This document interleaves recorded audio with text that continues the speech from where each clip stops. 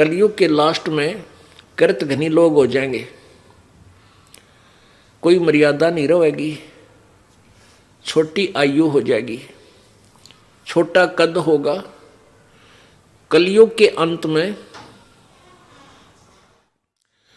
इस मानव की 20 वर्ष की उम्र होगी।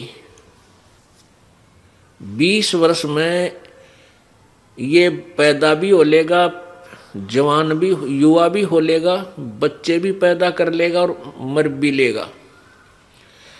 वैसे तो 15 वर्ष की रहेगी, क्योंकि 20 तो कोई एक आधा, 20 वर्ष तक तो कोई एक आधा मनुष्य जिया करेगा। जैसे आजकल लोग 100 वर्ष का हो गया वो फलाना, नहीं तो 80-90 में सबकी टिकट कट लेती है, सभी मृत्यु को प्राप्त हो जाते हैं। उस समय फिर 15 वर्ष की उम्र में तकरीबन मर गया करेंगे।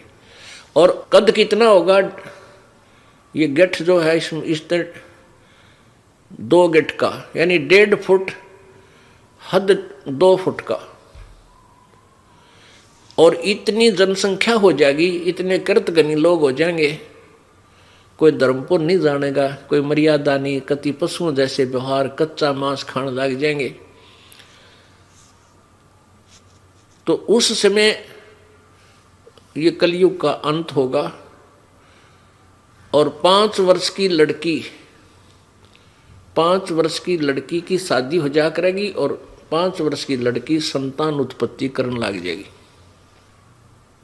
उसके बाद कहते हैं, और पृथ्वी के ऊपर, पृथ्वी के 3 हाथ यानी 4.5 फुट तक, 4.5 फुट तक उपजाऊ जमीन नहीं रहेगी। 4.5 फुट तक नीचे नीचे कोई उपजाऊ अंश पृथ्वी पर नहीं रहेगा। अब आप देख रहे हो, किसान फसल तैयार करते हैं और उसमें कितना ये खाद डालते हैं।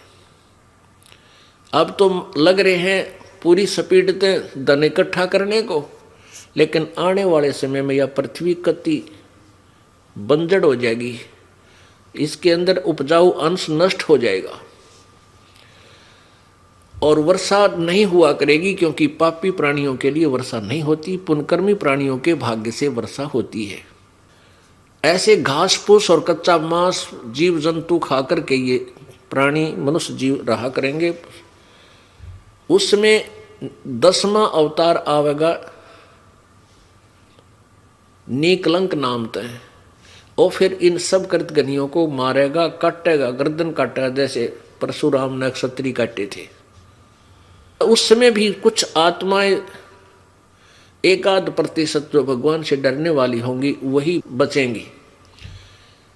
और फिर से सतयुग प्रारंभ होगा। कैसा होगा कि एकदम बहुत जबरदस्त वर्षा होगी प्रभु की कृपा से, और पूरी पृथ्वी पर कई फुट, सैकड़ों फुट पानी इकट्ठा हो जाएगा। अच्छी आत्माएं ऊपर क्षेत्रों में चली जाएंगी, पहाड़ों के ऊपर, और फिर पूरी पृथ्वी पर पानी सूखेगा धीरे धीरे। जो नीचे उपजाऊ अंश नष्ट हुआ था वो धीरे धीरे जहर, वो विष ऊपर आ जाएगा जल में, और फिर वो धीरे धीरे जब सूखेगा उसमें फिर पूरी पृथ्वी पर घास फूस, वन, ये पेड़ पौधे उग जाएंगे।